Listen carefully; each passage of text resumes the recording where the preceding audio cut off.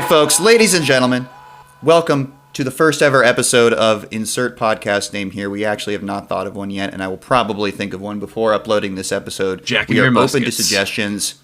Yeah, something sexual with muskets is currently the lane we're trying to find ourselves in. But we're very excited.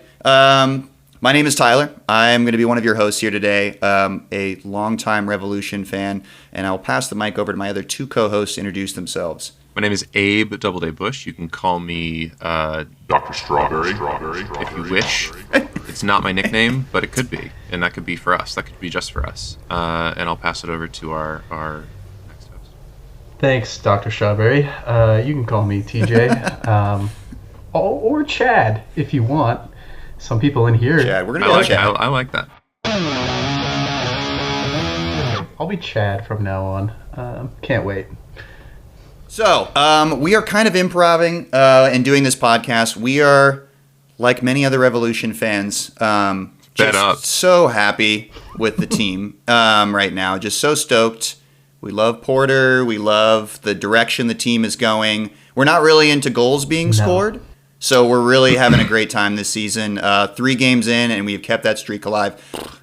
I don't know, man. We are stuck in a really weird situation where we don't want to be too quick to hit the panic button. The whole thing in the offseason was like 80% of the roster being turned over. Mm-hmm.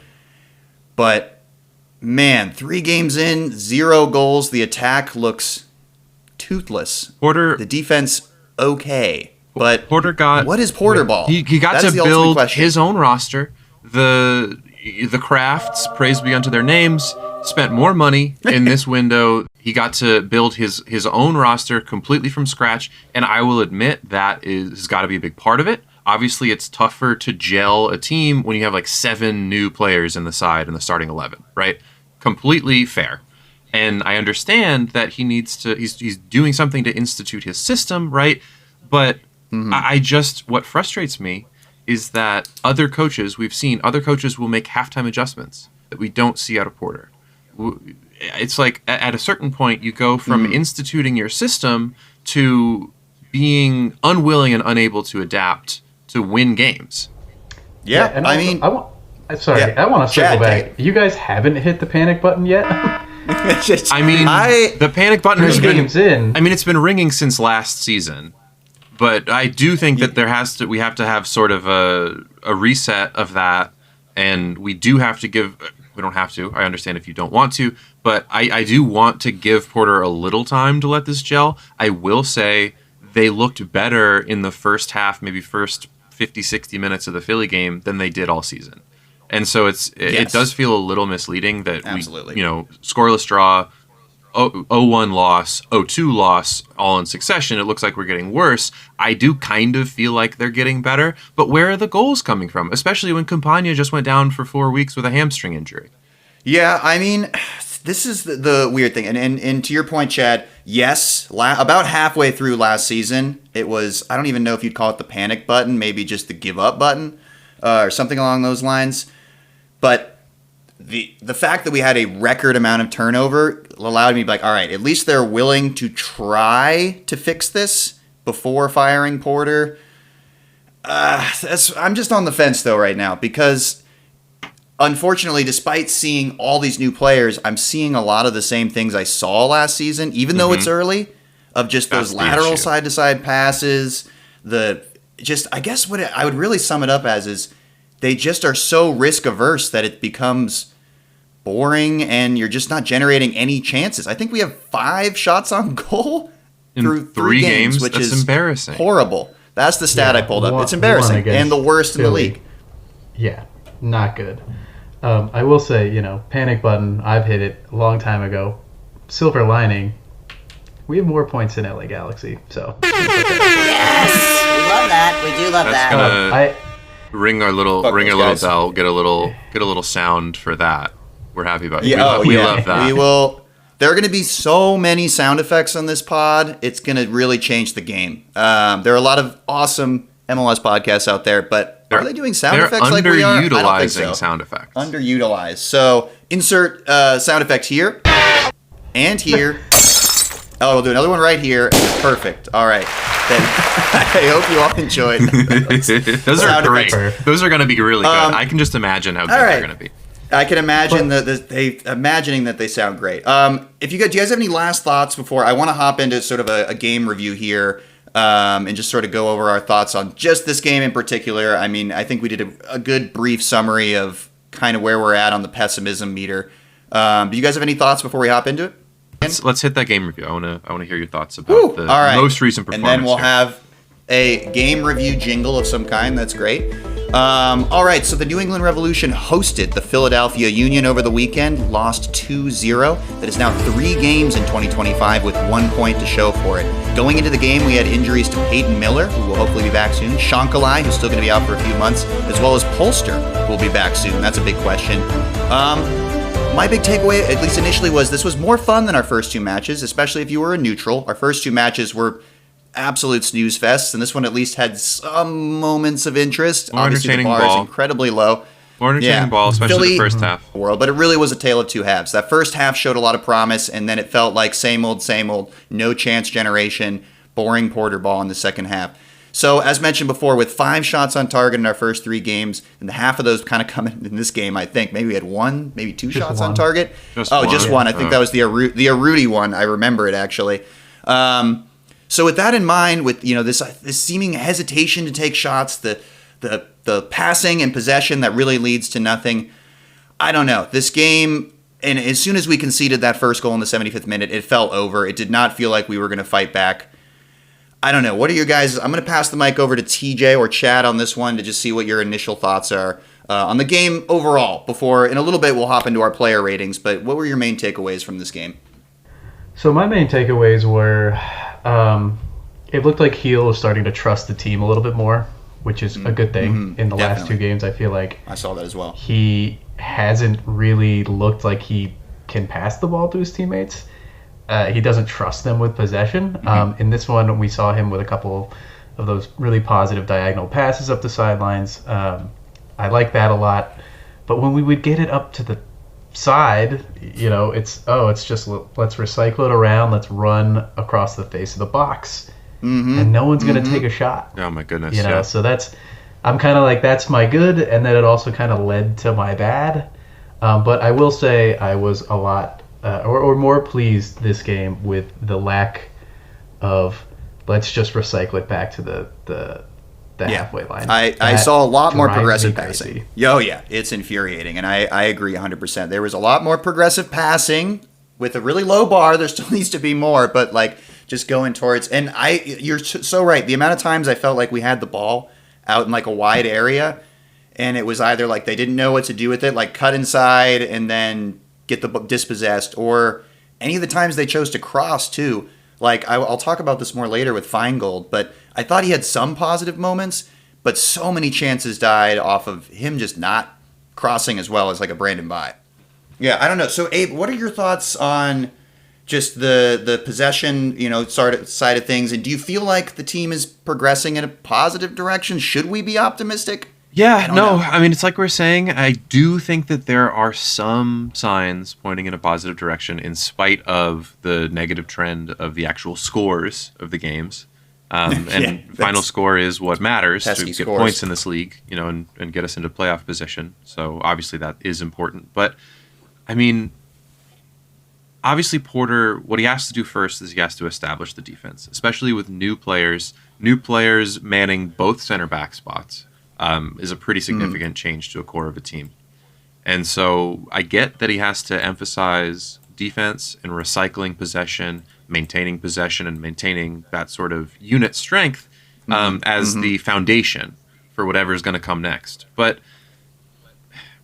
we really just need to see more of the positivity from Heel that Chad was mentioning, that trust in his teammates. So it's not just every possession Heel, doing that one. God, I did see it a couple times in this game when he overcommits to his dribble inside and he has to do a quick cut and turn around, and then his only opportunity is really, his only option is to ping it out to the side, which is like a recycling moment in and of itself. We just need to see more propulsivity from him. He's the captain. He's got to lead us. He's got to do something. to unlock the creativity of this team to get these wingers into the right positions, because the goals aren't coming from the 10 or the goals aren't coming from the 9. You know, Campana hurt. I don't know who's going to be filling that position as a substitute. That's what we were missing all of last year with Rioni being unreliable in that spot. And we're running back with the single striker again, and we can't get goals out of that position. It really limits what you're able to do with any system, but especially a primarily defensive system that's being instituted as sort of like a building block, and where you need to luck out to get any goals at all. And we'll get into the defensive side of things in a little bit, because that is actually one of my biggest positives. Is I am really probably the only thing I'm genuinely positive about is the new center back pairing. I think Ceballos and Fofana look really good. They look solid. Fofana was actually I think Fofana was actually my MVP this game. We're 3 games in, but if we had to do a signing of the summer, and obviously that's ridiculous to do with so few games played, if you had to do a signing of the summer, it's one of the 2 center backs. But we're podcasters. Yeah, it's got to be the center backs. We need content like that. There was one moment in the game, and I was wondering if you guys remember this. I don't know which center back it was, but Philly played a ball up, and instead of heading it, one of the center backs almost flipped himself over to block it. I was like, all right, I respect that a lot. I love that kind of passion. Was that? I think that was Fofana. I'll have to go back and check the tape. But yeah, I just have in my notes, I have a lot of just individual good defensive moments, especially from Fofana in this game. Their passing seems good. They're definitely more athletic than our previous center back pairing. Oh yeah, big time. Which we conceded a record number of goals for the franchise. So it's still too early to be 100% sure about anything, but I got to say I would be blown away if they ended up not being good signings, because from what I've seen in the first 3 games, they're solid. Their chemistry is very impressive, given that they've just started playing. 3 games. They seem to have good positioning. And that is the core. The chemistry between your center backs is the core of your defense. You need that. It doesn't fly if you don't have that.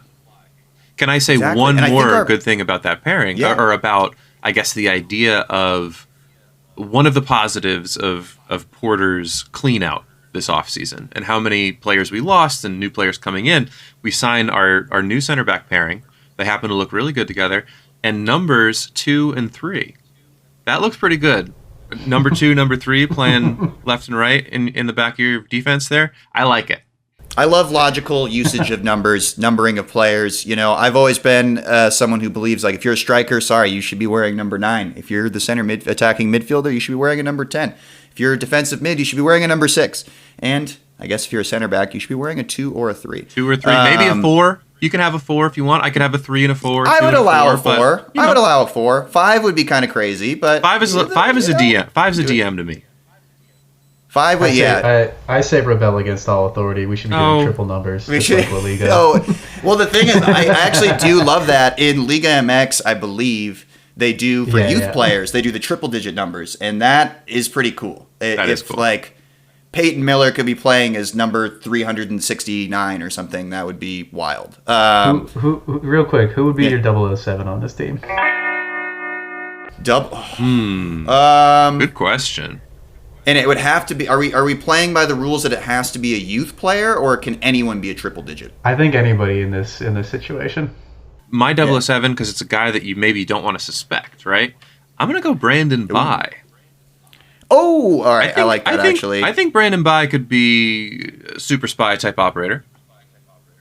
He could. I guess. Yeah. I should have been taking it more as not as who's a good soccer player, but Brandon Bai is a great soccer player. Don't get me wrong, but in choosing the 007, maybe prioritizing which player would be the best spy. Well, yeah, it's like who's the 007 of the team, right? It's like and he. I guess you would think a star player, a player with some renown, right? But not necessarily. Yeah, someone he's been around the block. Not necessarily the heart of the team. He's doing big operations, but he's on the edges. Well, I mean, if we're doing that, I feel like Andrew Farrell then is going to be my pick. Ooh, Farrell would be a good one because he's got that experience. He's got the veteran experience. He's got the most caps, dude. Yeah, ever. He's got that. He's the last, the veteraniest of the veterans we have. And he hasn't been featuring in the team, so he could be off doing an op for Bob Kraft right now. Yeah, was he even? Yeah, he's like, was he even on the bench? Why did he disappear? No, was he in Beirut? Like, he's over in I don't know where's that casino in Massachusetts. He's doing his own Royale right now. The casino, like that's like across the harbor from Boston. Encore, Boston Harbor. Encore, perfect. Yeah, we'll do a for the Patreon subscribers, we'll do like a video feed where we go to the casino. I know all you guys have been clamoring for that. All of our we're gonna gamble your Patreon money away. Yeah, we're gonna you've heard which player is a 007. We're gonna compare each member of the Revs to which casino they would be. Who's the Encore Boston Harbor? Who's the Mohegan Sun? Who's the Little Caesars in Vegas? Oh, you're scolding me. So I think we did a pretty good overview of the game so far and sort of what we saw out on the field. There's some positives, some negatives, but more on the negative side of things. Still early. We're fucking losing. Going through. Yeah, we got 1 point in 3. So last year we were 3 games, 3 losses, if I remember correctly. So it is an improvement. Trending up.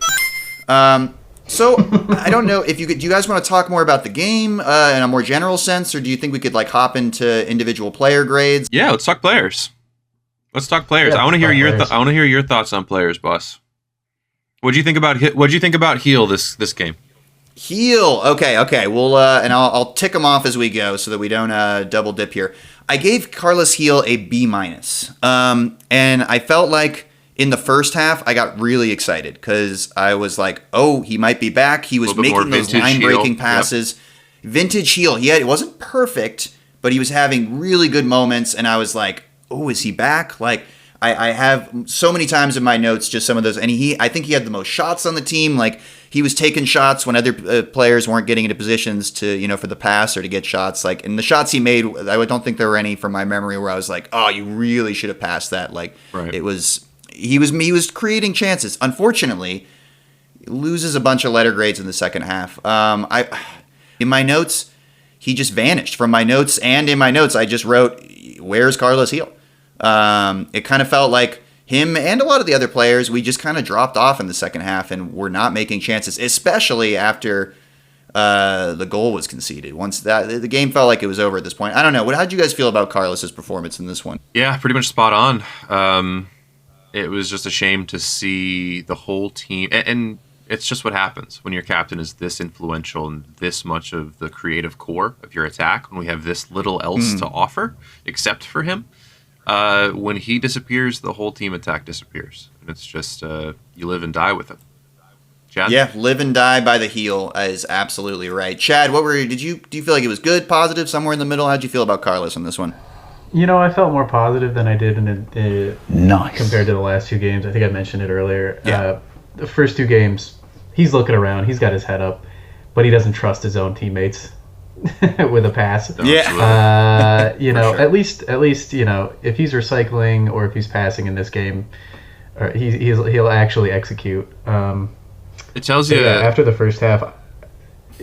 Yeah, he didn't make any more progressive like passing or passes in the second half from when I was watching. So it's so the first half encourages me because they're doing this. They're cooking in spite of Campagna's injury in the 10th.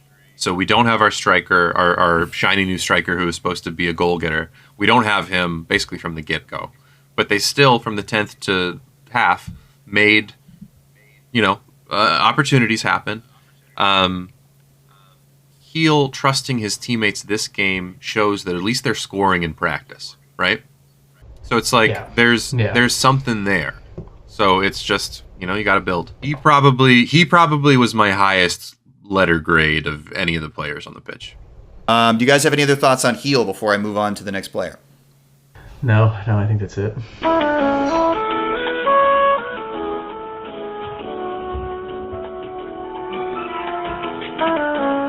So I have a few players here I want to highlight. Obviously, always got to talk about Heel. got to start the conversation with Copy and then build out from him, just like they should be doing on the field. I'm curious to hear how you guys feel so far. And this doesn't just have to be this game. This can be the season so far. Gonna go. I gave him a C+, but maybe that's a little too harsh. He had some really great dribbling moments for me where I was really impressed. Unfortunately, the vast majority of those amazing moments on the ball were like on our side of the pitch. And it was like, oh, it's a win a foul for like one of our center backs to take a free kick. I want more touches from him. I want more involvement. He's got to build up that chemistry. But I felt like he combined well with a few other players. Weirdly seems to have decent chemistry with Sands, I think, which I was not expecting. I don't know. How are you guys feeling about him so far? Is my C+ too harsh? I would give him a C, maybe a C-. Yeah.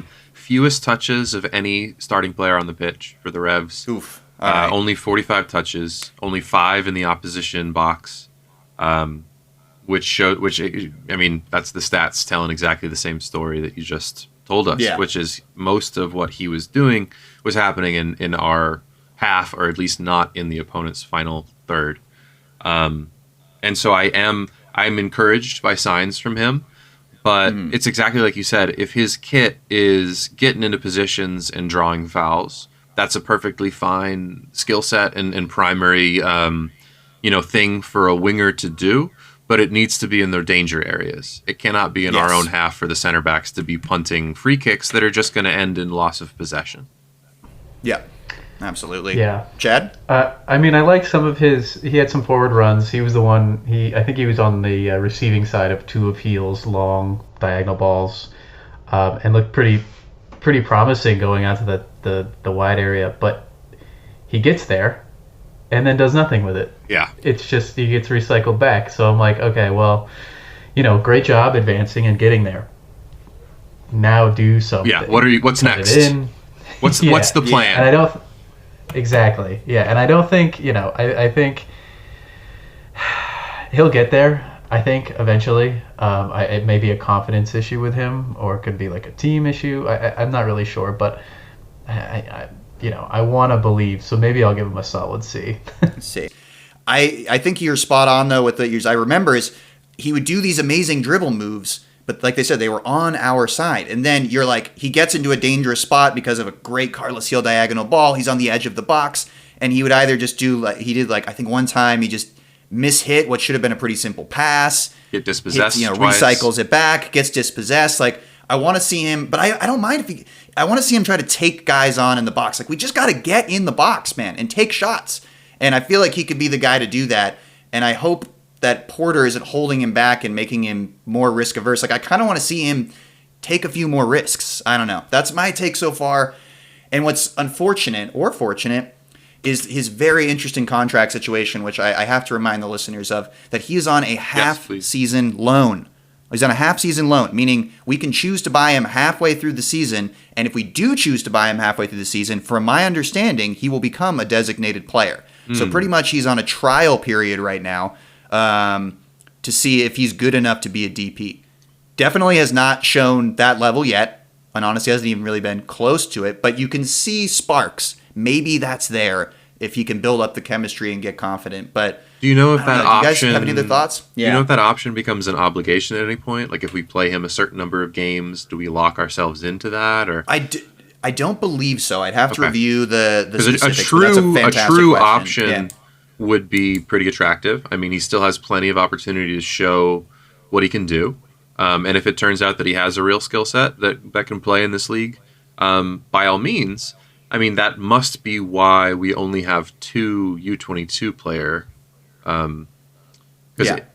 Because if we add that... they're anticipating him potentially joining the roster. Okay. That makes sense. Yeah. I have... This is my final question I'll give on him before we move to someone else. He also can play center forward.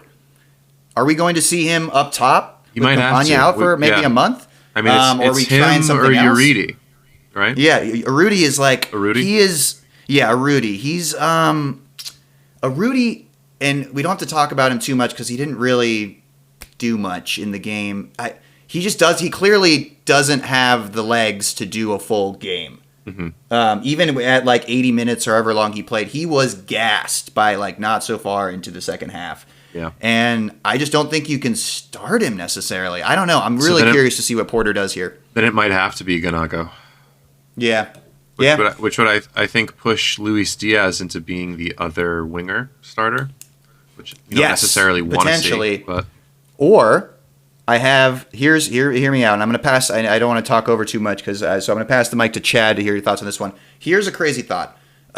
What if, just with the way they play, Jackson Ewell clearly is like a tempo setter, a player that Porter wants to keep deep, to sort of stabilize the back line and do long passes and really not push too far forward, where Yusuf, on the other hand, is clearly been given free reign to like bop around the pitch, push up into the attack. The amount of times I saw him in this game too, like way up the field, makes me feel like could Porter end up using him as a winger?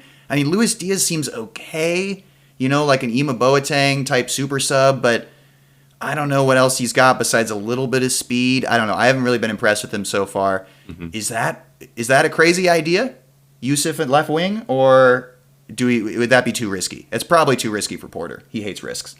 So you're talking about moving Ganago up front, up to striker, Yusuf all the way to the left, and then Polster comes in when he's comes healthy. back because he's been hurt, and also there's a question of Polster versus Ewell. So could we see Polster, Ewell, Yusuf on the left, Langoni on the right, Ganago up top with Carlos in the middle? That's my question. I mean, we could. Yeah, we could. Yeah, we could. It's not ideal. It's not ideal, but would Porter do it? I don't know. I almost would prefer that over Luis Diaz out left, but that could also be not smart on my part. I like us workshopping this, and then the cynical part of me is just like, oh, well, Porter will just drop someone to that, as another mid. There's been another midfielder. We won't have another striker, because that's how Porter ball is played. But I think play a 4-6-0. Yeah. You have to get past the wall. Yeah, if we all just line up in the middle of the field and hold hands, they can't get by. We are the world. Yeah, I mean, I do like Luis Diaz. You said you didn't see too much out of him. I think I saw a little bit more of he seems like a guy with a good work rate. Definitely. I like that. I appreciate that. Yeah. So let's put him on the pitch and let's see what he does. It's like we're at the bottom. Let's give him a chance to show us what he's got. I agree. He's a winger. Throw him in. Throw him into the mix. And what's interesting, you bring up the effort thing. That actually is a very good segue into the next player I want to talk about. And it has to do with wingers, and I think you guys know who I'm going to say. Luca Langoni, the lobster. The lobster. Okay, I will give you my thoughts on how I felt about him this game and this season so far, and I'm curious to hear what you guys have to say because not a lot of people agree with me. I have been a lot more pessimistic on Langoni even since last season than a lot of other fans are. I was very excited about him at first. He had some moments, but since he's joined, even though he had a lot of good individual moments when he first joined last season, that was like, oh, exciting. Like, look at he's on the score sheet. At Montreal, that one time we won 5-0 and Montreal played like crap. Like, okay, cool. But every game I watch him in, and he was a little bit better in this one, his effort and involvement needs improvement. He disappears for long stretches. He kind of looks lost out there. I remember Chad and I were chatting during the game, and that's what Chad said. He's like, he looks lost. And I was like, yeah, accurate. No, he looked legitimately lost. Like, I think I saw him look around over his shoulders, being like, "Where on the field am I?" Where? Yeah. And he's not playing full 90s. Yeah. No, I think he got subbed off. Yeah, he's getting Porter subbed him off minutes. every game. Yeah. Every game he's been subbed off subbed every game, which is either a fitness issue or a following tactics issue, and either one is really problematic for a player who's supposed to be a star, who you signed to be a difference maker. Is it a thing where his style of player, maybe, is just not cut out for this Porter ball, whatever the heck Porter ball is? I'm going to say that a lot, and it really is. But yeah, he's a U22 player, came in from Boca.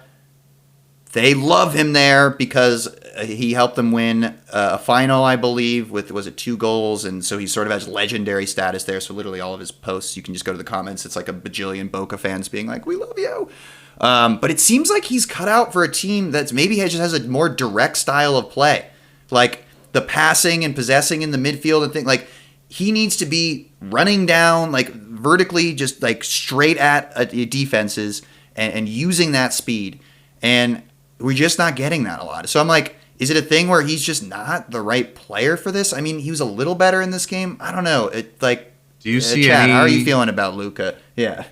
Chad, do you see any connection between Luka and Yusuf up to this point? As in, like, are they complementing each other well? No, I don't think so. I think Feingold and Langoni combined a little bit. There were some moments where Langoni was pushing up and he had the ball, but again, almost like on the other side with Ganago, it's like he would get to a dangerous spot or maybe close to the box, stop, and then be immediately be double teamed and it would have to recycle the ball back. I don't. And then there are those. Him not shooting was crazy this game. I was yelling at the TV where he was just not shooting the ball. I'm like, please, for the love of God, shoot. Just attempt a shot. Oh, it was killing me. Part of me thinks that maybe that has been coached out of him. We've seen the guy shoot. We've seen him score. It's not foreign. So I'm wondering how much of this is again, is it like a confidence issue? Is it it's been coached out of him issue? I don't want to judge a guy's body language. Also, he does seem a little crooked, like shoulder crooked or whatever. But he's got his shoulders hunched. He looks like he doesn't really want to be there, which it's not great. I can't imagine going from winning, like single-handedly winning silverware for Boca Juniors with the craziest crowd in the world. And then now he's playing in Gillette Stadium. I don't even think I made that connection of like just from that we must bring in be some players. Mentally such a crazy transition contrast. Yeah. Because you think of like, okay, a player comes in who maybe played on a mid-tier like Ligue 2 side or something. It's like, yeah, they're not going to be coming from the craziest, sort of atmospheres ever. But we're talking about Boca Juniors, who are known to have the craziest atmosphere maybe in the world. And then to be freezing cold, wind chill like 10 degrees, playing at Gillette in front of, they announced the attendance at like 15,000. That cannot be true. It looked like I could have counted how many people were there. That's total bullshit. It's like a few hundred. I don't know where they get these numbers, but I swear, and like even 15,000 is like, is that a quarter of the capacity of the fucking stadium? That's like 25%, maybe not even like 20%. I mean, it's like almost a 70,000 seater. It looks barren. It's the pitch is far away. What else can you say? It's a football stadium. It's a football stadium. It just sucks. Yeah, and it's the worst. Unfortunately, just with in the defense of or to play the devil's advocate or whatever it is. Early in the season, the attendance is always lower, but it really feels like this is like the club is not putting out an interesting product. So it's like with the bad weather, with that, who the hell wants to go to a game? I love going to Revs game, even if Gillette kind of sucks compared to other stadiums. I still love it. I love watching my team live. I don't want to go to games right now. No. I'm like, all right, maybe we'll lose 0-1. Maybe I'll see one shot on target. I almost sent a message to our group chat the other day of like, should we start making plans for like going to see the Revs this season? But then I'm like, in my head, I'm like, no, God, no. Like we gotta wait until they actually show that they're worth watching first. And I correctly assumed that everybody else shared that sort of thought.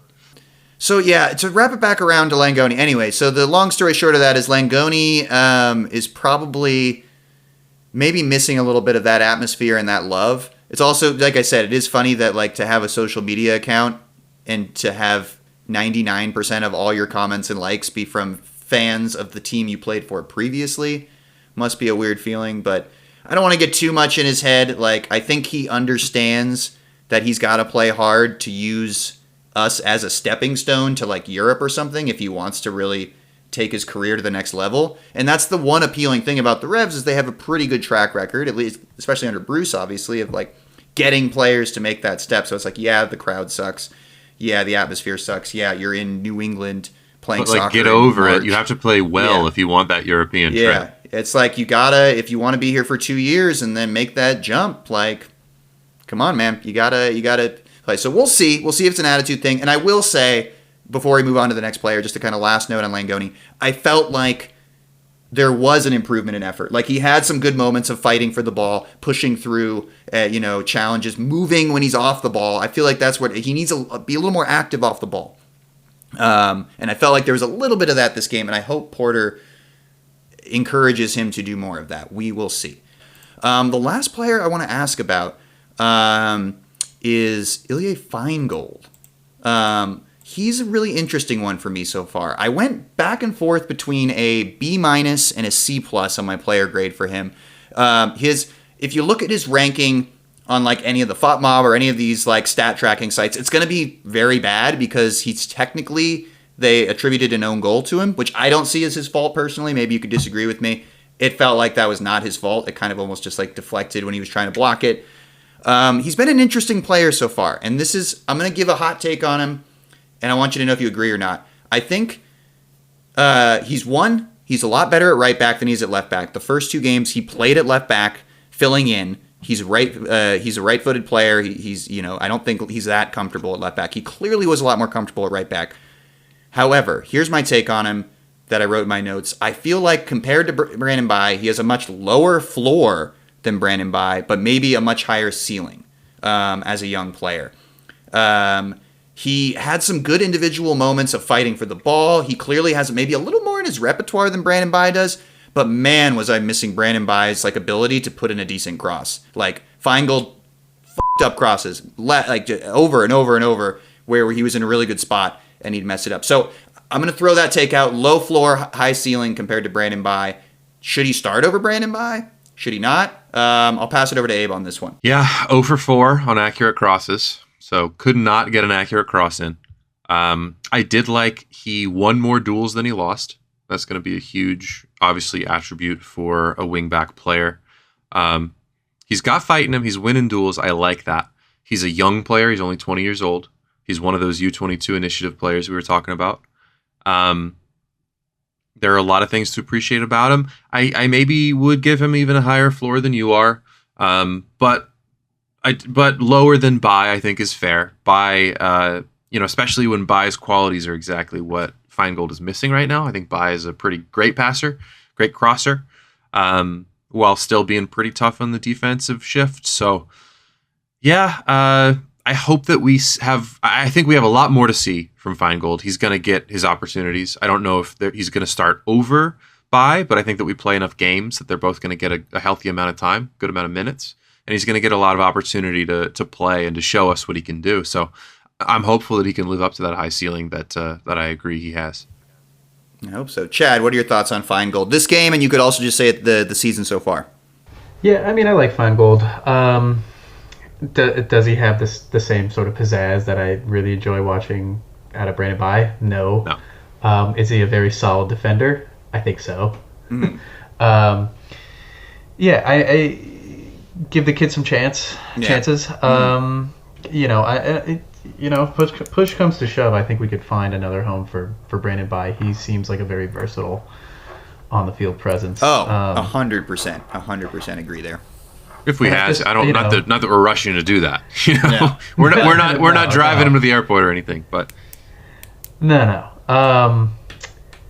And I also just want to give a shout out to the other side of the field too. I think Will Sands had a really great game too. I agree 100%. Mm-hmm. So I think we've shown a lot of love to the entire back line here today, and I think Feingold gets robbed on his FOTMob rating, but I like both of the. I mean, the backs there. He's the first of our players to score this year. We should be celebrating him. Yeah, that's our first goal, baby. He's our first goal scorer. Let's go. That I didn't think of it like that, and that is some impressive work from our spin team. And that we got our first goal of the season, folks, and it was a crazy finish. He definitely meant to do that. Calculated. Cool, yeah, and I really appreciate Chad. You just giving a shout out to Sands because he's one I read in the comments. I read on Reddit. He gets a lot of hate. I feel like from Revs fans, and I don't really know why. He's not a big hit on our cap. he plays well. Like, he's actually, like I said, I think he has the best chemistry with Gana Go. It's because of who we traded for him. It's got to be. It's the Dewan. Yeah, everyone thinks of Dewan. Yeah.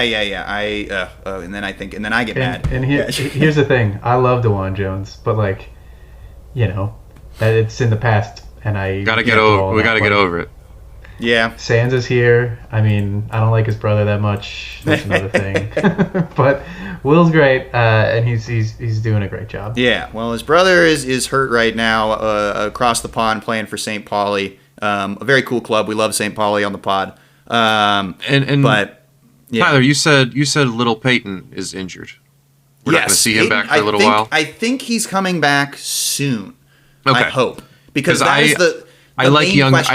I like what he can add. Yeah. I mean, I really liked what we saw from him in the sort of the run out to last season when everything was over, and so we were finally trying some new things, and we had obviously lost Dewan and everything, and so we're throwing a 16-year-old out there, and he's having impressive games. I'm excited to see what he can add to the side when he comes back as a backup to Sands.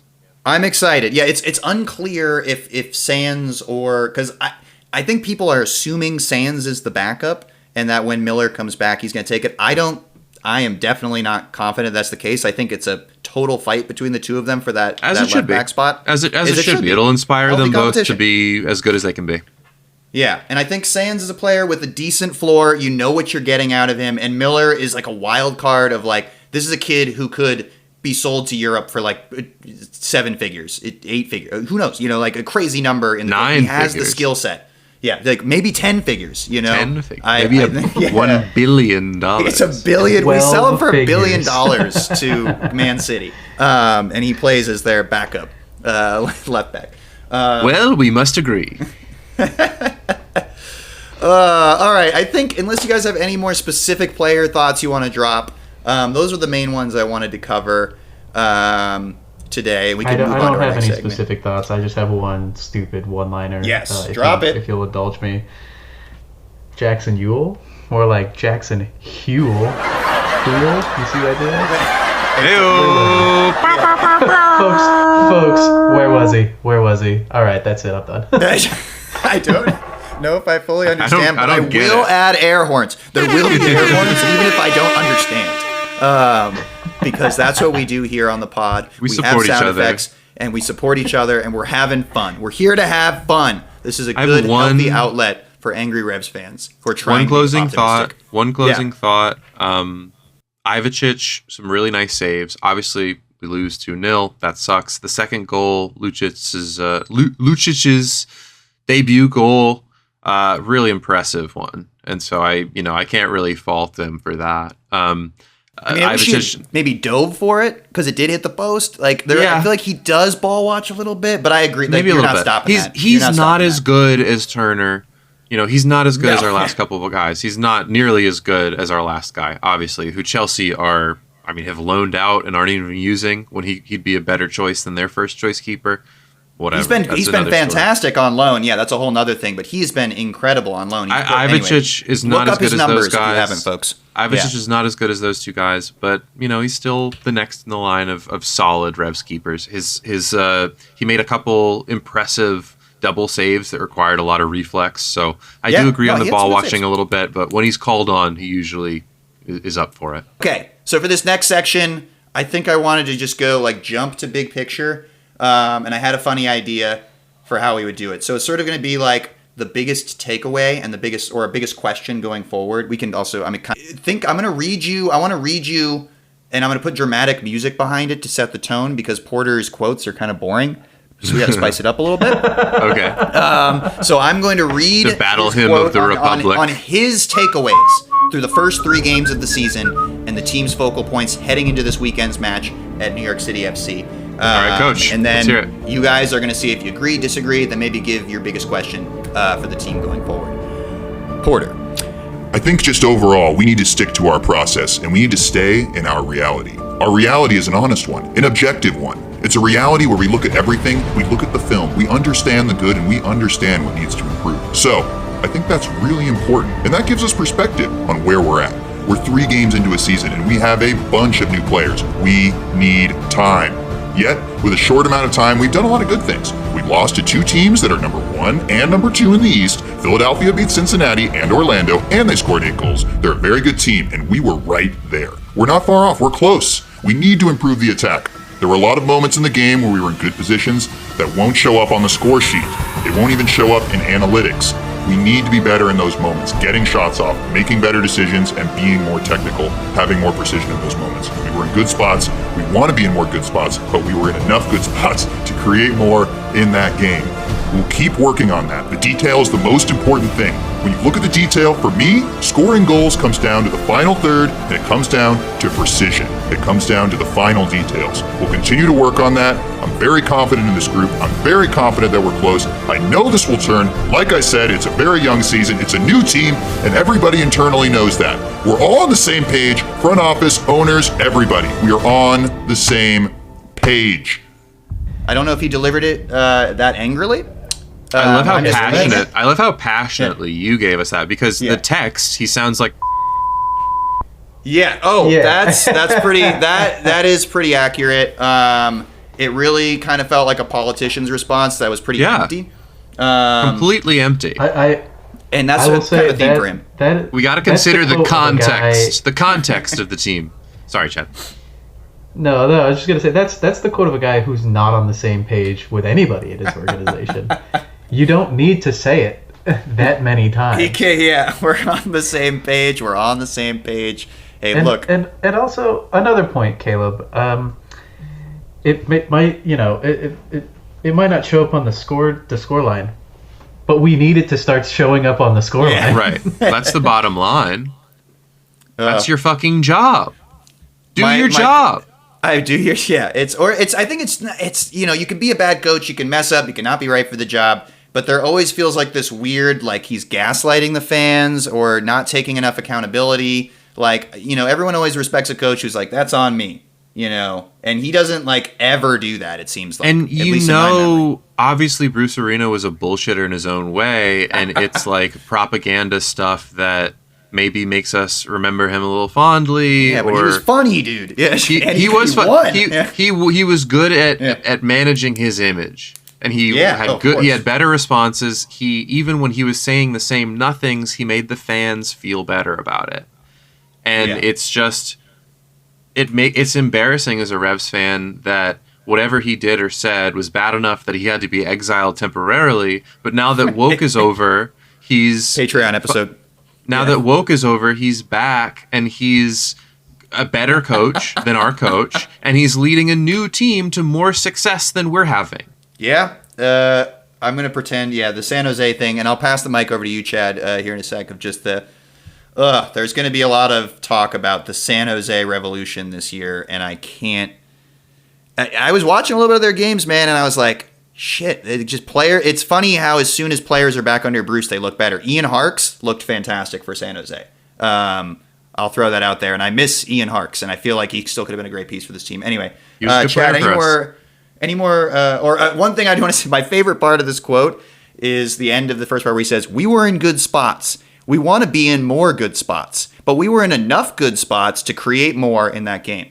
Nothing. Absolutely. That's Joe Biden. That's Joe Biden saying, "Yeah, I would have beaten Trump, and Kamala would have beaten him too." It's vapid nonsense from a guy who just doesn't want to take responsibility.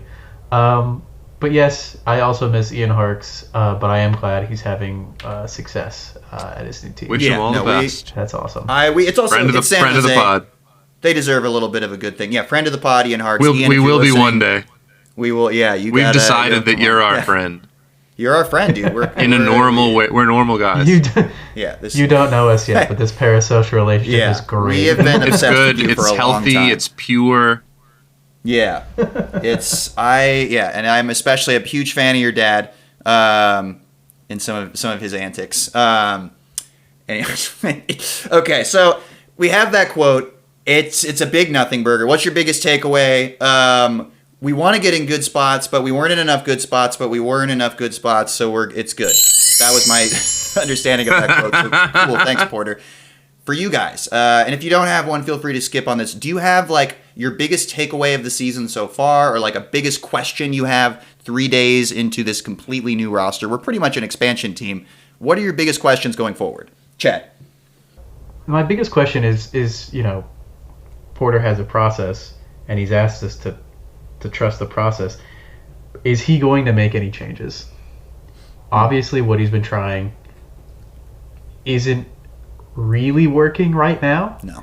So is he going to trust his own process? Is he going to just stick with what he's doing, and then maybe we hope for it to just start clicking soon, or is he going to change it up? That's my biggest question.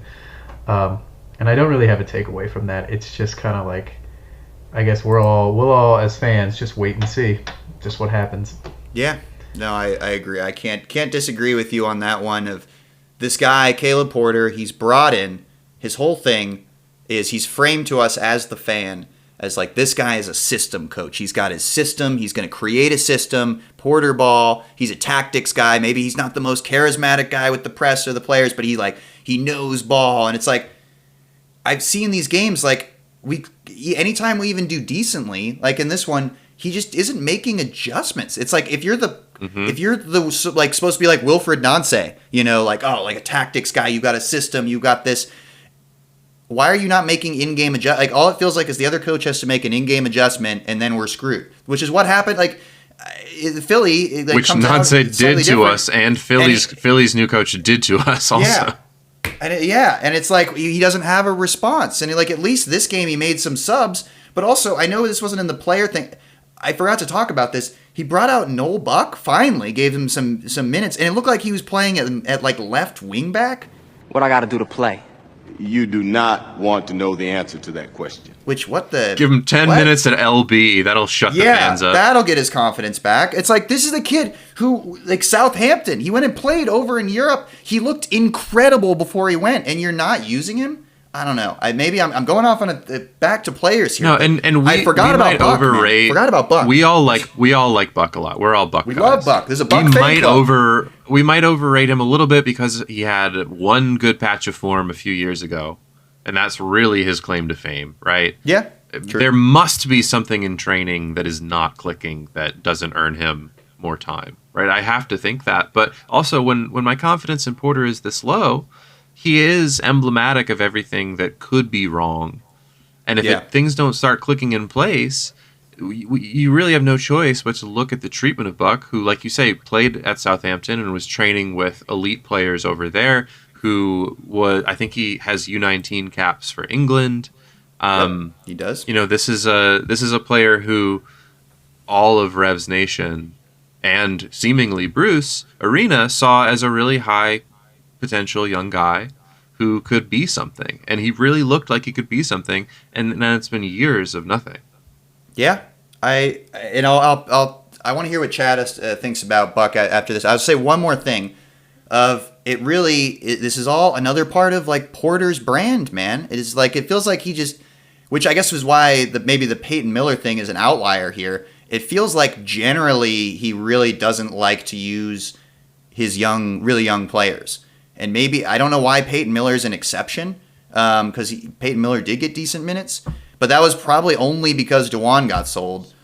Necessity, but I don't know, man. It's just as a fan too.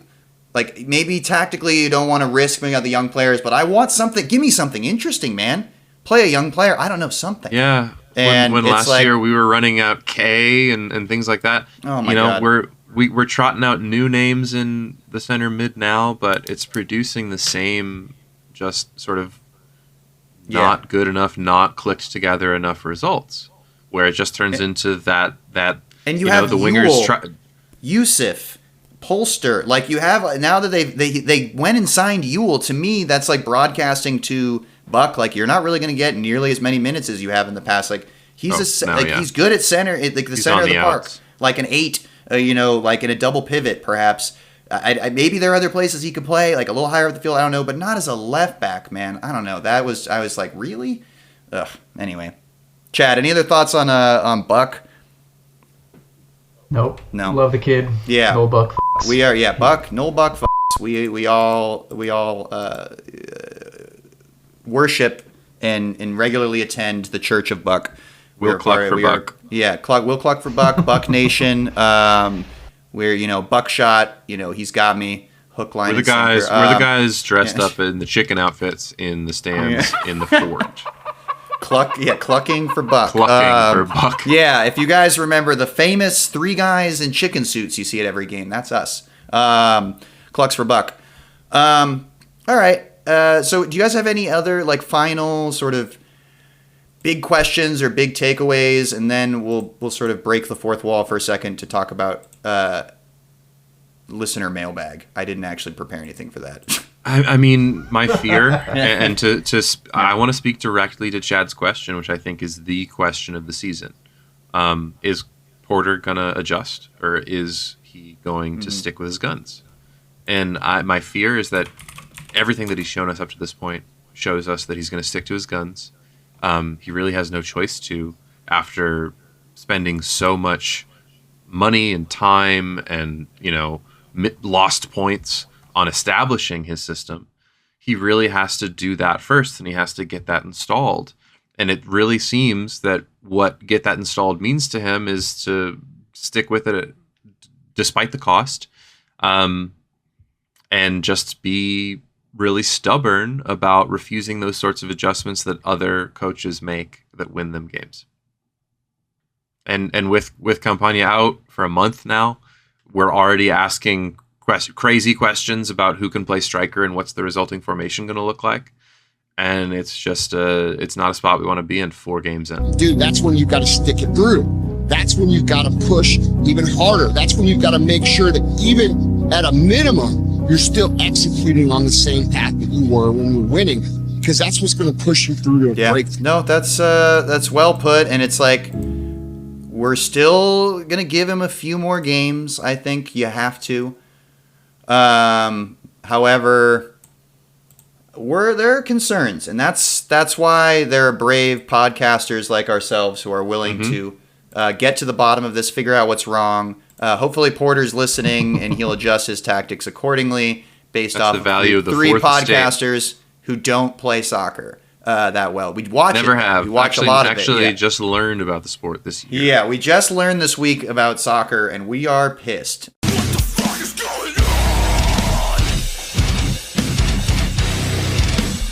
Excited about the podcasting part of things. And if you're still somehow listening to this podcast at this point, you decided to download this episode from these 3 random Revs fans, we love you and appreciate you. Good luck will always follow you. And good luck will always follow you. That's a fact. That's not a wish. That's just your how it horoscope tomorrow will come true. Yeah, it will be perfect. We are all right. So friends. I think and I will say we want to do, and I'm going to skip it this time because we've talked quite a bit, and I think we've talked about the team in a more general sense. So it's gone on for a little bit longer than expected. I want to do a listener mailbag. Maybe we'll set up a Gmail or something where people can send in questions. We'll probably, because I doubt anyone's actually listening to this, and if you are, we love you and you're amazing, and I can't wait for you to listen to the next episode and for you to send us a question into the mailbag. But we may end up sending ourselves some fake question. Yeah, send mailbag, please. Activate mail. Send doesn't us have to be a question. Yeah, or a thought. Yeah, We'll read your comments too. We want to hear from you. Send us your thoughts. Anything, questions. please. This is. If you want to also bitch about Porter. Exactly. That's really I'll do the main ASMR reason. on the Patreon. Yeah, we're going to do ASMR on the Patreon. The main thing that we want to do, the reason we want to do this is one, to just have some fun.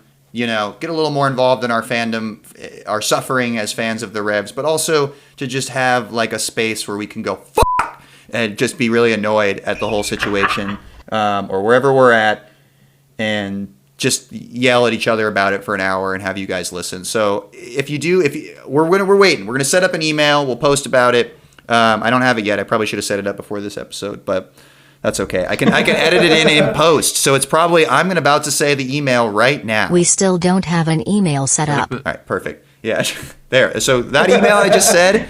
Nailed it. Send your thoughts, your questions, your comments, your silly jokes. We love a good joke, folks. To that email, and we will. If you understood my Jackson Ewell joke, definitely. Yeah. Just let me know. Send us an email if you understood it. Send us an email and explain it to me. Send us an email explaining Chad's Jackson Ewell joke that and why it was funny and why Abe and I were too stupid to understand it. Okay, so what I want to end on, and we'll do it really quick because it's so early in the season, and I haven't really watched a bunch of NYCFC, so it's hard for me to kind of weigh in. But like just a quick preview of next week's match. So the Revs will be traveling to Yankee Stadium to play New York City FC, who have a new coach in Pascal Janssen, I believe is how you say his name. They've had a decent start to the year, I believe, so far. They won against Orlando City, their fellow expansion team from the same year when they expanded. They got that crazy draw, which should have been a win on opening night. I did watch that game where Inter Miami got that red card. And then they lost to LAFC at LAFC 1-0, which is what everybody does. And it was probably a boring game, and I didn't watch it. So, with that in mind, what are you guys hoping to see in this match? And then I want to get a score prediction from everyone, which we're going to track weekly. I need to see 3 points, Tyler. 3 points. Yeah. I need to see 3 points. We gotta get this thing. We gotta get this cart turned back around. We gotta get it hitched up to the donkey. We gotta get our apples back in the bag and back in the back of the cart, and we gotta get to market. We gotta get those 3 points. Hell yeah, Chad. What are you hoping to see this weekend? What do we gotta do with those apples once we get them to market? We gotta sell them at the market for 3 points, Chad. Nice. I think. This is always a tough match going into NYCFC. It's mainly wild. because their field is so weird. But I think we gotta, double down on the defense a little bit.